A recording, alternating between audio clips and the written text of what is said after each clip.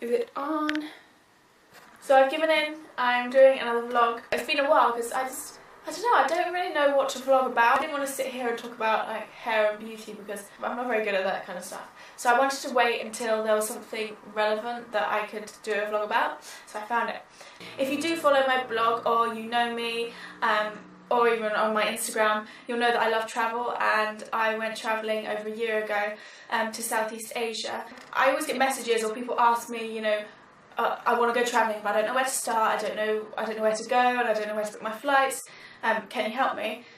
I thought I would do a video.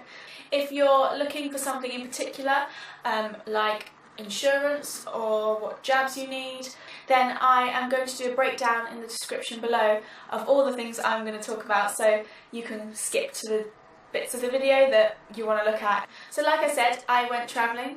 We flew into Bangkok, did Chiang Mai and all the islands in Thailand, went through Malaysia, then had a little unexpected detour and went to Bali in Indonesia, which was amazing, and then to Singapore, which is where we flew home from. Travelling was the best time of my life, and if you know me, you'll know that I don't stop going on about it, and I have so many amazing memories, and I learned so much about myself.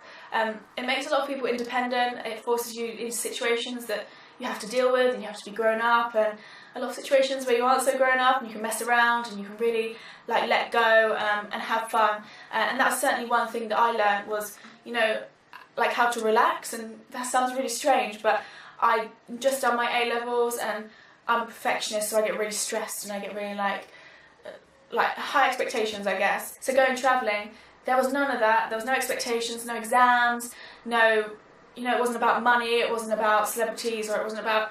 Everyone was in the same boat and everyone just wanted to have a good time. There are loads of different ways that you can travel. I think it depends on your circumstances, really.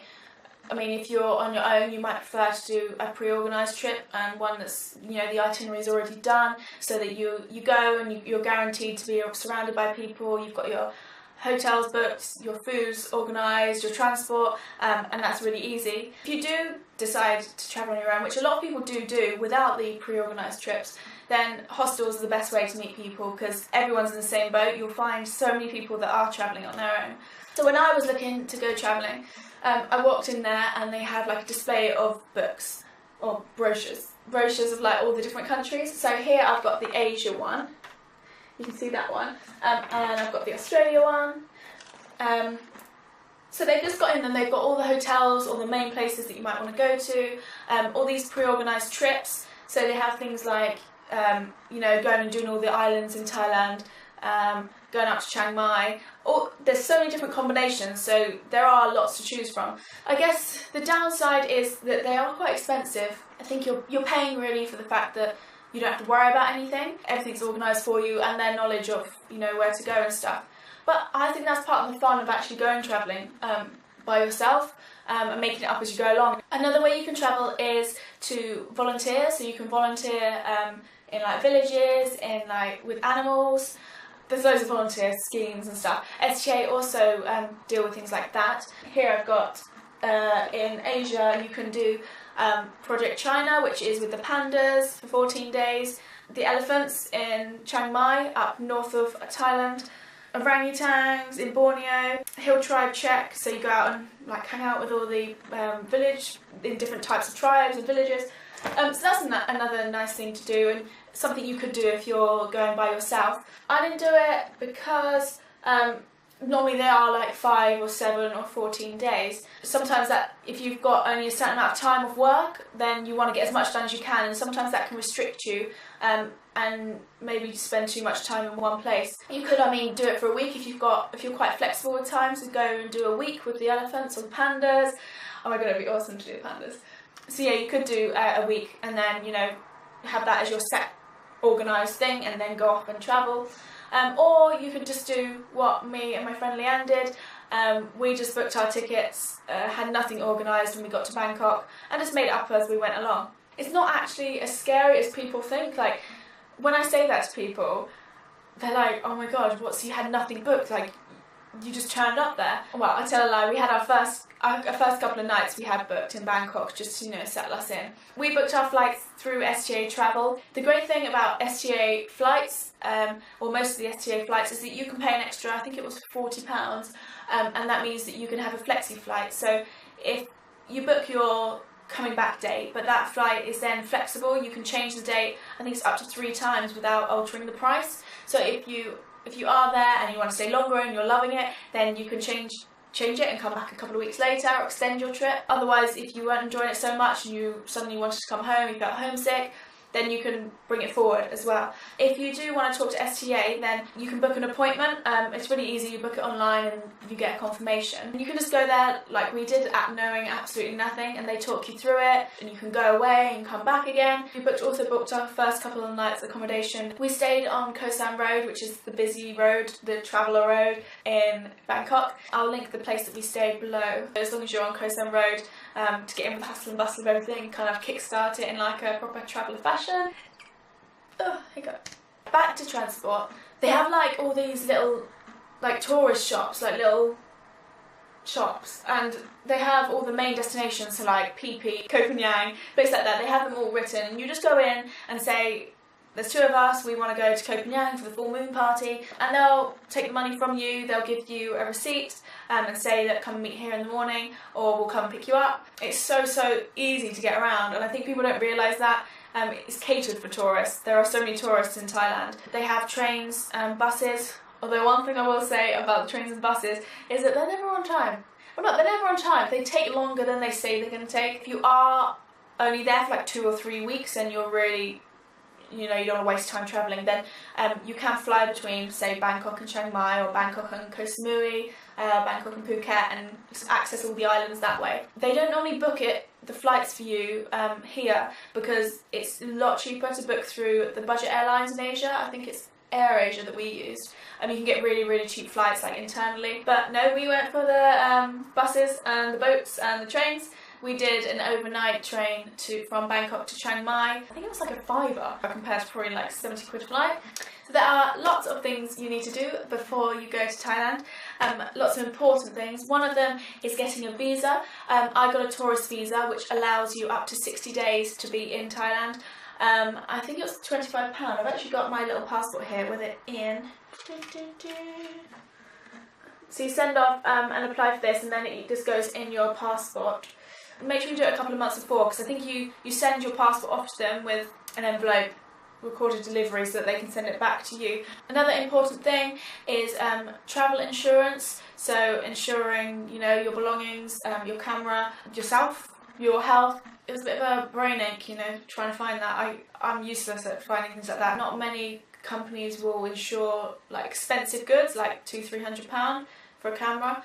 So I got my mum to help me, and I think we went with Holiday Safe in the end. I will link them below. Phone insurance, I had to make sure that my phone insurance was worldwide in case I am on a trip and I get it wet and it breaks. You're going to need a backpack. Some people do take a suitcase, but it's long. Do it. Backpack it.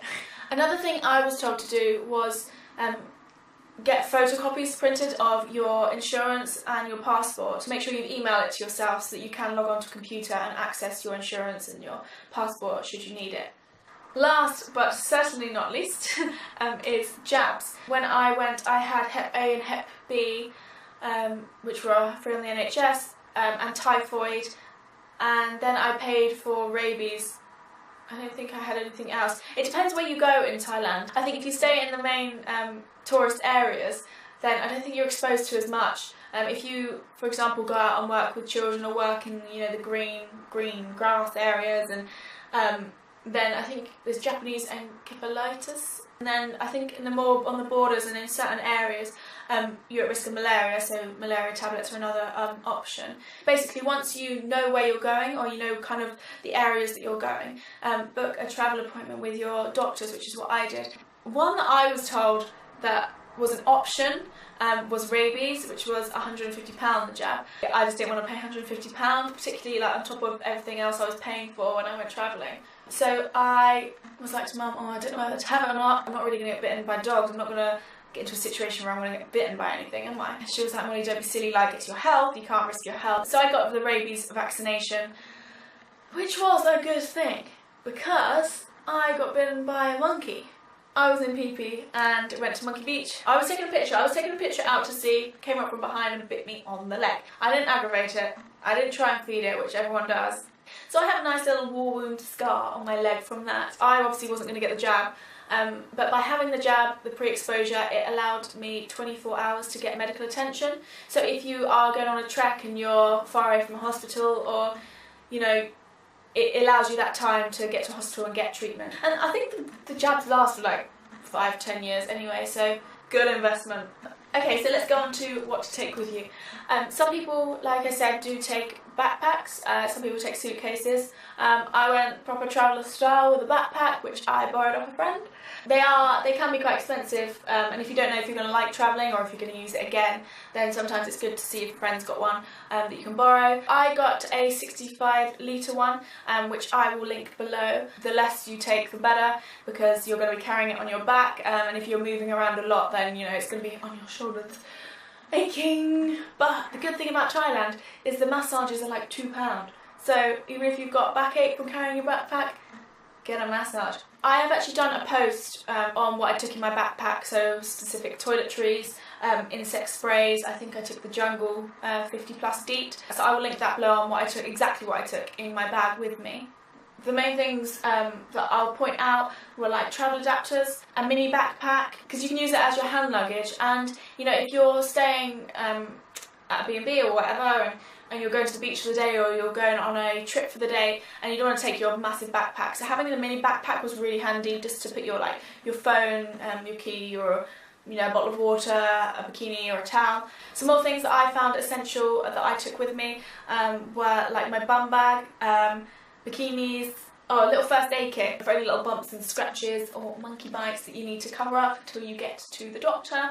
I didn't really want to take anything that was too nice or too expensive with me, because it was going to get ruined by water and backpack carrying and jumping in the sea, and I don't know what you're going to do.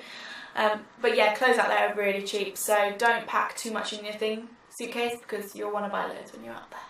But like I said, I've done a post with everything that I actually took. So another question people ask is the best time to go to places like Thailand. The rainy season is May to October. If you want like the heat and less of the rain, November to May. We were there obviously for May and a bit of June, but when it hit rainy season, it actually rained. I remember we were on PP and we'd gone back for 5 days, like we'd gone back again because we loved it so much, and for 4 other days it like rained, it chucked it down. We were actually wading through the water. I mean, the things that lure you into Thailand are like these amazing pictures of these beaches and the sun and the blue, but when it rains it's not quite like that. Not so pretty. How much things are. Thailand is so cheap. Like I said with the massages, they're like £2. People go specifically like trips alone just to buy things like tailoring, like people go and get suits made or dresses made.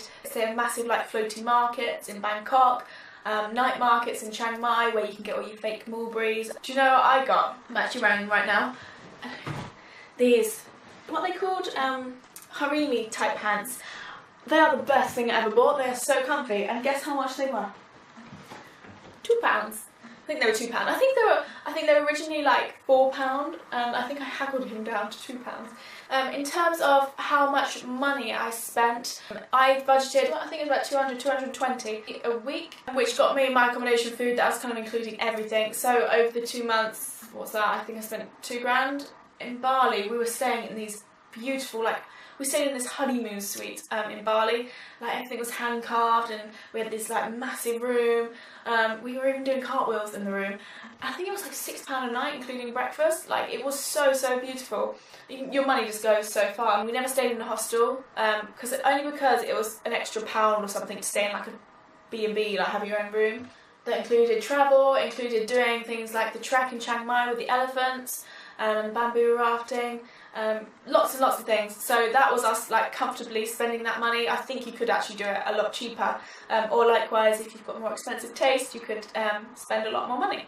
Thailand was really, really cheap, Malaysia was pretty cheap, and then Indonesia was ridiculously cheap. But then you get to Singapore and it's like, whoa, back to reality. Singapore's like London, London prices. That's when we actually stayed in a hostel for the first time. Even a hostel, I think, was like £25 a night. So Singapore, we just did for 3 days, luckily, because otherwise we would have been broke. Things to try. These are my little subheadings, by the way.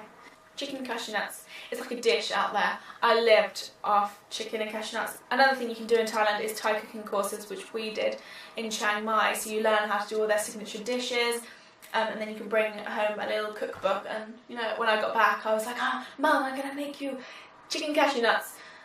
And I haven't done it again since.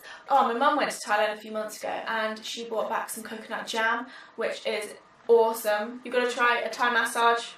You've got to go to the markets. Have a little look at the lady boys, they're actually incredible. Not really something to try, but although you can try it if you like. Ooh, my favourite bits. My favourite place that I went to was Bali. We flew with AirAsia, flew from Malaysia, Kuala Lumpur to Bali, to Pansar or something. We actually got mopeds and went around the whole island. Places from Mount Batur, to the hot springs, to going up to, I think it was Lovina, up in the north of Bali, where we got out boats, I think at like 5 o'clock in the morning, watched the sunrise and the dolphins, and then went snorkeling. The food was amazing there as well. I went to Ubud, which is the kind of yoga spiritual centre. I went to the yoga barn there, and you can just go along and do any types of meditation. I did a sound meditation. Someone said, "Oh, why don't you go to the Gili Islands? It's only a short boat trip from Bali." We thought, oh, you know, well, whilst we're here, we might as well. And it was the best thing we ever did. We got a boat across. I think the fast boat was £20 return, and it's like 3 little islands. Gili Trawangan's the main one. I love the Gili Islands. I want to go back to the Gili Islands. It's like a proper island. You can walk around it in about an hour, I think, or you can get bikes, which we did, and cycle around it. It's just like that paradise. Everyone's just chilling on bean bags and cocktails, and there's a food market, there's reggae music. It's just a perfect vibe, and it's super cheap, which makes it even better. The Gili Islands is actually what inspired me to write my first song, These Are the Days. If you didn't know I sung, then I'm a singer too. Yeah, you can listen to that on my YouTube channel as well. I also loved in Chiang Mai, going to the markets in Chiang Mai, and we did a 3-day trek. We were washing waterfalls, the locals made us food, and we put candles on, and we got like this little instrument out. We were having like a little sing-song. Yeah, no, I loved it. It's good to turn your phone off and do those kind of experiences. Another favourite, oh, there was just so many, like I literally loved the whole time. The infamous full moon party. It's being surrounded by people that are up for a good time. There's lots of like parties in the build up to it, like the jungle party, the waterfall party. So it's just like a week of like completely letting go, having fun, having a drink. That was crazy. If you are looking for like specific information, like places to stay and like names of hotels and specific experiences, then I did literally blog the whole time I was there. So I'll link my blog below, and you can, you know, have an evening and just have a little read through. Actually, one thing I am going to say before I end this video is something I didn't know about. Wi-Fi. We all use Wi-Fi. You're using Wi-Fi to watch this video. I thought there'd be no internet, that we'd be on islands, you know, secluded islands with no internet and nothing. But there is internet everywhere, like there is literally internet everywhere. I am going to stop talking now. I hope I've given you some ideas or answered a few of your questions, or inspired you, you know, to go out and travel. Like, it is the best thing I ever did, and I would recommend it to anyone, whether it's a gap year or like, you know, it's a couple of weeks, just, you know, go out and go and see something new, and you will get addicted. If there is anything that I haven't covered and you really want to know, or you're desperate to find out, then just leave me a comment in the comment box below, and I will answer it. I'll try my best to answer it, and then everyone else can see the answers too. Get commenting.